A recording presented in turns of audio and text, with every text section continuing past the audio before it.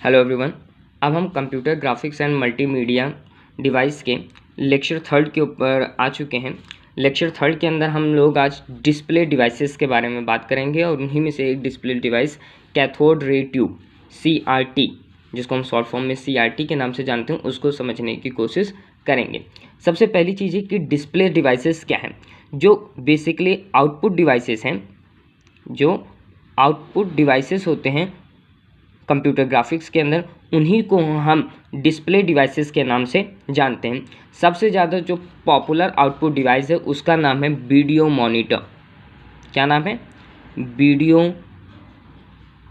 Monitor. Video monitor is well known, well popular, ठीक है, example of display device. ठीक है, अब हम उसी के अंदर सबसे पहले आज हम सभी लोग कैथोड रे ट्यूब को समझने वाले हैं कि कैथोड रे ट्यूब क्या होती है। किसी भी ग्राफिक को डिस्प्ले करने के लिए हम किसका यूज़ करते हैं? कैथोड रे ट्यूब का यूज़ करते हैं। उसका स्ट्रक्चर मैंने बना रखा है कि ये किस तरीके से होता है, इसकी वर्किंग किस तरीके से होती है, उसको हम समझने की कोशिश करेंगे।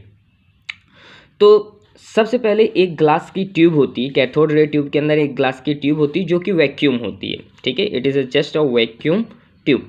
इसके अंदर लास्ट एंड पे क्या होते हैं? कनेक्टर पिंस होते हैं जो कि कनेक्ट करने के लिए काम में होता है। ये जो आप से देख रहे हैं ये है बेस, ठीक है, बस होल्डिंग के लिए। अब यहाँ पे जो आप सबसे ज़्यादा इम्पॉर्टेंट चीज़ देख रहे होंगे वो होगी ये क्या है? इसे कहते हैं इलेक्ट्रॉन गन। जैसे जिस तरीके से इसका नाम है, इसका नाम जैसे इलेक्ट्रॉन गन है, तो इसका काम क्या होता है? इलेक्ट्रॉन्स को फायर करने का। इलेक्ट्रॉन गन का काम क्या होता है? इलेक्ट्रॉन को फायर करने का। तो इलेक्ट्रॉन गन का काम है इलेक्ट्रॉन्स को फायर करना। उसके बाद आप तो यहाँ पे सबसे ज़्यादा जो इम्पोर्टेंट चीज़ आपको दिख रही है वो इम्पोर्टेंट चीज़ है इलेक्ट्रॉन गन। जैसे इसका नाम है, इसका काम क्या है? इलेक्ट्रॉन्स को फायर करने का काम है। उसके बाद आपको दूसरा जो स्ट्रक्चर दिख रहा होगा उसका नाम है फोकसिंग प्लेट। ठीक है, जिस तरीके से इसका नाम है फोकसिंग प्लेट, तो इसका काम क्या है? फोकस करने का। इसका मतलब क्या है? जो इलेक्ट्रॉन गन से ये नंबर ऑफ इलेक्ट्रॉन्स को फायर करता है लगातार। ठीक है, अब जब ये इलेक्ट्रॉन को फायर करता है तो इलेक्ट्रॉन क्या करते हैं? एक दूसरे से दूर भागते हैं। इलेक्ट्रॉन्स क्या करते हैं? जैसे यहाँ से इलेक्ट्रॉन निकला तो इलेक्ट्रॉन चारों तरफ ऐसे दूर एक दूसरे से भागने लगेगा। तो हम उनको एक दूसरे से ऐसे दूर ना भागने में एक पर्टिकुलर डायरेक्शन के अंदर फोकस करने के लिए हम लोग किसका यूज करते हैं? फोकसिंग प्लेट, ताकि इलेक्ट्रॉन निकले और इस एक पर्टिकुलर पाथ के ऊपर आगे बढ़े। तो यहाँ से इलेक्ट्रॉन निकले और एक पर्टिकुलर पाथ के ऊपर आगे बढ़े। ठीक है, तो फोकसिंग प्लेट का काम क्या है? कि इलेक्ट्रॉन गन से निकलने वाले इलेक्ट्रॉन्स को फोकस करने के लिए हम लोग किसका यूज करते हैं? फोकसिंग प्लेट का यूज करते हैं। उसके बाद जो दो इंपॉर्टेंट स्ट्रक्चर हैं, एक है हॉरिजॉन्टल डिफ्लेक्शन प्लेट और दूसरा है वर्टिकल डिफ्लेक्शन प्लेट। अब ये क्या चीजें हैं और इनका क्या काम है? क्या होता है कि जब हम इनका काम क्या है? हॉरिजॉन्टल डिफ्लेक्शन प्लेट का काम क्या है? हॉरिजॉन्टल डिफ्लेक्शन प्लेट का काम है कि इमेज को लेफ्ट और राइट, इमेज जो आपकी ये जो लाइट की बीम है, इस फॉस्फोरस कोटेड स्क्रीन के ऊपर जब स्ट्राइक करेगा तो उसको हमें लेफ्ट में स्ट्राइक करवाना है कि राइट में स्ट्राइक करवाना है, वो काम कौन करता है? Horizontal deflection plate. Vertical deflection plate का काम क्या होता है? कि यहाँ पे जब स्ट्राइक करेगा वो ऊपर स्ट्राइक करेगा कि नीचे स्ट्राइक करेगा, इसका काम कौन होता है? वर्टिकल डिफ्लेक्शन प्लेट का। इसको हल्का भी समझने में दिक्कत होगी, इसको समझाता हूँ मैं। जैसे कि मान के चलो ये हमारा क्या है? फॉस्फोरस कोटेड स्क्रीन है। ठीक है, ये मेरी एक लाइट की बीम है। लाइट की बीम जाएगी, अभी हमने क्या करवा रखा है? उसको सीधा स्ट्राइक करवा रखा है, तो लाइट की बीम सीधे स्ट्राइक कर देगी। लेकिन मेरे को अगर यहाँ एकदम सेंटर में स्ट्राइक ना करवा के मेरे को जो अपनी इमेज है, सपोज करो कि मेरे को अपनी इमेज इस पॉइंट पे, इस पर्टिकुलर पॉइंट ऑफ इस प्लेस पे हमें क्या करवाना है? अपने इलेक्ट्रॉन को स्ट्राइक करवाना है। अब हम कैसे करवाएंगे? इसके लिए हमें क्या जरूरत पड़ेगी कि हम क्या करें? इसको पहली चीज थोड़ा लेफ्ट के अंदर मूव करवाएं। बीम को किधर लेफ्ट मूव करवाएं?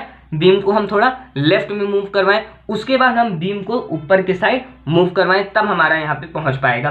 अब मान के चलो यहाँ पे हमारी लाइट की बीम सीधी जा रही थी, अब मुझे इसको लेफ्ट में लाना है, तो हम लेफ्ट में कैसे लाएंगे? तो लेफ्ट में लाने के लिए हमारे पास दो प्लेट्स हैं हॉरिजॉन्टल डिफ्लेक्शन प्लेट। तो मान के चलो एक प्लेट ये रही और एक प्लेट ये रही, ये लेफ्ट राइट ये दोनों आपकी डिफ्लेक्शन प्लेट्स लगी हुई हैं। अब क्या है, हमें इसको लेफ्ट साइड मूव करवाना है, तब मैं क्या करूंगा, इसके वोल्टेज को यहाँ पे पॉजिटिव वोल्टेज को मैं क्या करूंगा, बढ़ा दूंगा इस प्लेट के, जिसके कारण ये जो इलेक्ट्रॉन्स हैं इसकी तरफ अट्रैक्ट होगी और इसकी डायरेक्शन किस साइड हो जाएगी, लेफ्ट के साइड हो जाएगी। अगर मान के चलो अगर इसी पाथ के इसके पाथ को मेरे को राइट साइड मूव करवाना होता तो मैं इस वाली प्लेट के ऊपर पॉजिटिव चार्जेस को बढ़ा देता और यहाँ पे इसके पाथ को इस प्लेट की तरफ कर देता। ठीक है, अब हमने लेफ्ट कर दिया, अब मेरे को उसको ऊपर की तरफ मूव करना है। ठीक है, लेफ्ट राइट तो हमने मूव करवा दिया, अब ऊपर की तरफ करना है। अब उसमें हमें मदद कौन करेंगे, वर्टिकल डिफ्लेक्शन प्लेट्स मदद करेंगे। वर्टिकल डिफ्लेक्शन प्लेट में मतलब अब मेरे को इसको ऊपर के साइड लेके जाना है, तो एक प्लेट ऊपर लगा हुआ है, एक प्लेट नीचे की तरफ लगा हुआ है। अब मैं क्या करूंगा, ऊपर करना है तो मैं ऊपर पॉजिटिव चार्जेस को बढ़ा दूंगा, जिसके कारण क्या होगा, ये जो इलेक्ट्रॉन की बीम है वो ऊपर के साइड अट्रैक्ट होगी और ये इमेज हमारी कहाँ आके बनेगी, यहाँ पे बनेगी। ठीक है, समझ में आया कि हॉरिजॉन्टल डिफ्लेक्शन प्लेट और वर्टिकल डिफ्लेक्शन प्लेट का क्या काम है। बस इसका काम क्या है कि हमें जो हमारी ये जो लाइट इलेक्ट्रॉन बीम है ये फॉस्फोरस कोटेड स्क्रीन के ऊपर जो स्ट्राइक कर रही है, तो कहाँ पे स्ट्राइक करवाना है इसको हम किससे सुनिश्चित करते हैं, वर्टिकल और हॉरिजॉन्टल डिफ्लेक्शन प्लेट्स की मदद से।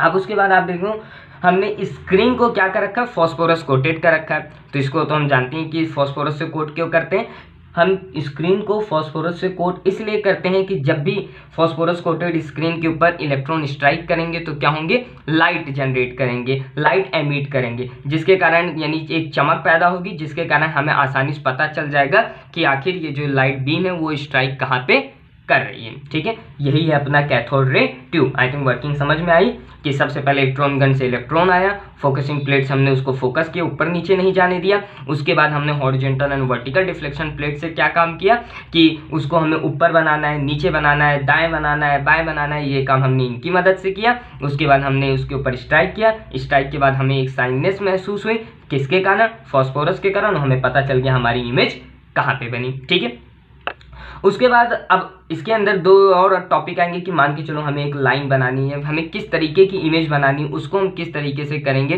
तो एक है वेक्टर स्कैन मेथड और रेस्टर स्कैन मेथड, उसको हम आगे आने वाले वीडियोस के अंदर जानेंगे। ठीक है, तो आज हम कैथोड रे ट्यूब को यहीं पे ख़त्म करते हैं। Thank you so much.